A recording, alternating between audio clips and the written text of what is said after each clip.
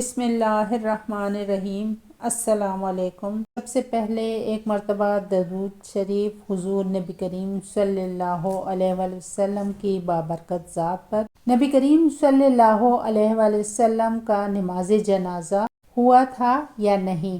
انہیں غسل کس نے دیا تھا اور غسل کے وقت کیا واقعہ پیش آیا تھا اور قبر انوار میں کس نے اتارا؟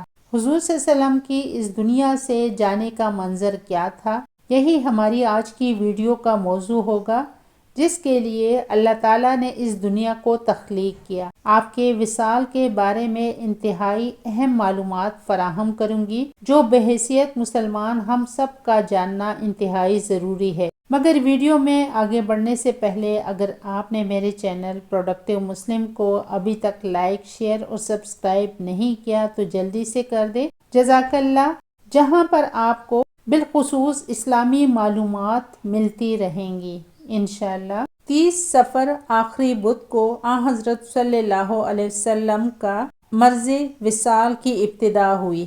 8 ربیع الاول کو بروز پنجشنبہ ممبر پر بیٹھ کر خطبہ ارشاد فرمایا، جس میں بہت سے امور کے بارے میں تاکید و نصیحت فرمائی۔ 9 ربیع الاول شب جمعہ کو مرض نے شدت اختیار کیا اور 3 بار غشی کی نوبت آئی، اس لیے مسجد تشریف نہیں لے جا سکے اور 3 بار فرمایا کہ ابوبکر کو کہو کہ لوگوں کو نماز پڑھائیں۔ چنانچہ یہ نماز حضرت ابوبکر رضی اللہ تعالیٰ عنہ نے پڑھائی اور باقی 3 روز بھی وہی امام رہے۔ حضرت صلی اللہ علیہ وسلم کی حیات طیبہ میں حضرت ابوبکر رضی اللہ تعالیٰ عنہ نے 17 نمازیں پڑھائی، جن کا سلسلہ شب جمعے کی نماز عشاء سے شروع ہو کر 12 ربیع الاول پیر کی نماز فجر پر ختم ہوتا ہے۔ علالت کے ایام میں ایک دن حضرت عائشہ رضی اللہ تعالیٰ عنہ کے گھر میں، جو بعد میں آپ صلی اللہ علیہ وسلم کی آخری آرام گاہ بنی، اکابر صحابہ رضی اللہ تعالیٰ عنہ کو وصیت فرمائی۔ حضرت ابن مسعود رضی اللہ تعالیٰ عنہ سے روایت ہے کہ آپ فرماتے ہیں، جب رسول کریم صلی اللہ علیہ وسلم کی علالت شدت اختیار کر گئی تو ہم نے عرض کیا، یا رسول اللہ صلی اللہ علیہ وسلم، آپ کو غسل کون دے گا؟ فرمایا، میرے اہل بیت کے قریب ترین مرد مجھے غسل دیں گے اور ان کے ساتھ کثیر تعداد میں اللہ رب العالمین کے بھیجے ہوئے فرشتے ہوں گے، جو تمہیں دیکھتے ہوں گے مگر تم انہیں نہیں دیکھ سکو گے۔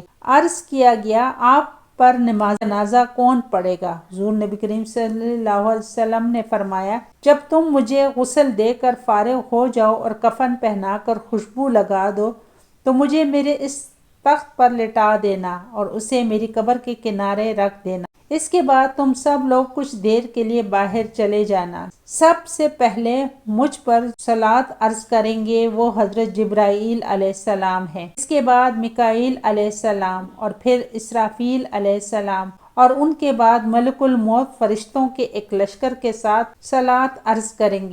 پھر تم لوگوں کو باری ہے اور تم میں سے سب سے پہلے میرے اہل بیت کو چاہیے کہ وہ صلاۃ پیش کرے۔ اس کے بعد تم سب لوگ باری باری گروہ کی شکل میں آنا اور تنہا تنہا صلاۃ پیش کرنا۔ پھر عرض کیا گیا، یا رسول اللہ صلی اللہ علیہ وسلم، آپ کو قبر اطہر میں کون داخل کرے گا؟ فرمایا، میرے اہل بیت اور ان کے ساتھ فرشتوں کی ایک کثیر تعداد ہوگی، جو تمہیں دیکھتے ہوں گے مگر تم انہیں نہیں دیکھ سکو گے۔ جب رسول کریم صلی اللہ علیہ وسلم کے جسم اطہر کو غسل دینے کا وقت آیا تو صحابہ کرام کو سمجھ میں نہیں آ رہا تھا کہ آپ کو کپڑوں میں غسل دیا جائے یا آپ صلی اللہ علیہ وسلم کے کپڑے اتارے جائے۔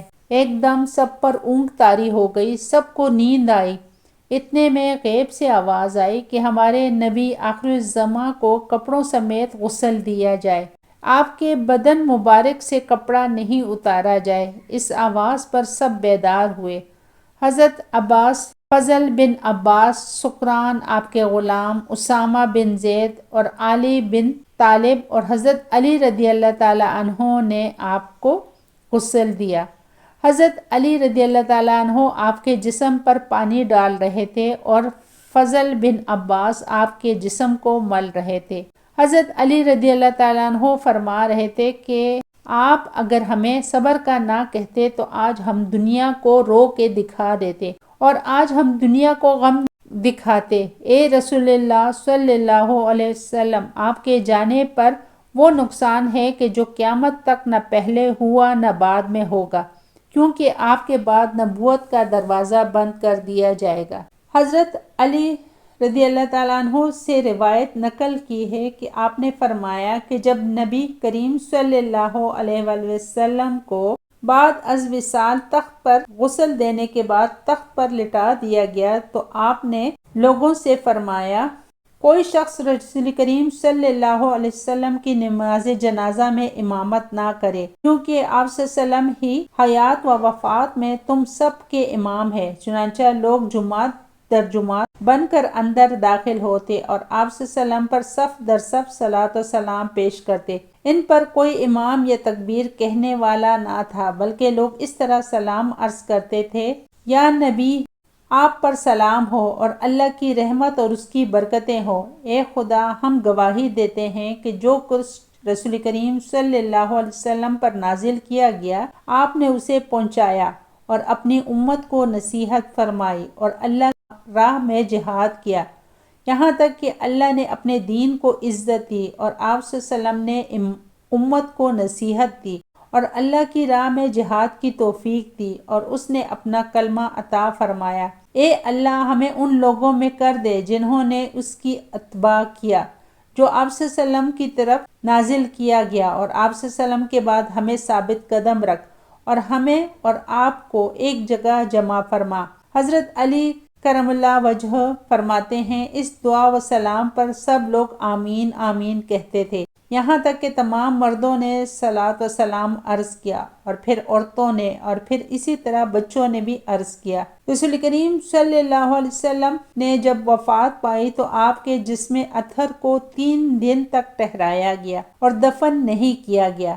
لوگ آپ صلی اللہ علیہ وسلم پر جماعت در جماعت داخل ہوتے اور صلاۃ و سلام عرض کیا کرتے، نہ صفیں بندی گئی اور نہ کسی امام نے آگے بڑھ کر نماز جنازہ پڑھائی۔ علامہ ابن سعد رحمۃ اللہ علیہ نے ابو عازم مدنی رحمۃ اللہ علیہ سے روایت نقل کی ہے کہ جب نبی کریم صلی اللہ علیہ وسلم کی اللہ رب العالمین نے روح قبض فرمائی تو مہاجرین فوج در فوج داخل ہوتے اور آپ پر صلاۃ و سلام عرض کر کے باہر آ جاتے تھے۔ اس کے بعد انصاری اسی طرح جاتے اور باہر آتے رہے۔ پھر تمام اہل مدینہ گئے، یہاں تک کہ جب تمام مرد فارغ ہو گئے تو عورتیں داخل ہونا شروع ہوئی۔ جیسے ہی عورتیں اندر داخل ہوئی تو انہوں نے فریاد اور بے صبری کی آوازیں بلند کرنا شروع کر دیں، جیسا کہ وہ حسب معمول کرتی ہیں۔ اچانک حجرے میں زوردار دھماکے کی مانند آواز سنائی دی اور سب عورتوں متفرق ہو گئی اور ہر طرف خاموشی چھا گئی۔ یکایک ایک آواز سنائی دی کہ کوئی کہنے والا کہہ رہا تھا، اللہ کی بارگاہ میں ہر مرنے والے کی طرف سے تعزیت اور صبر و شکر ہے، اور ہر مصیبت کا بدلہ اور صلہ ہے، اور ہر معافات کا خلف ہے۔ مجبور وہ ہے جو ثواب سے محروم ہے، اور مصیبت زدہ وہ شخص ہے جسے ثواب سے محروم رکھا گیا۔ الغرض اس کے بعد عورتوں میں سے کسی نے آہوزاری نہ کی اور خاموشی سے صلاۃ و سلام عرض کرنے لگی۔ لاتعداد درود و سلام اس سرور کونین حضرت محمد صلی اللہ علیہ وآلہ وسلم کی ذات اقدس پر، جن کو رحمت للعالمین بنا کر اس دنیا میں بھیجا گیا۔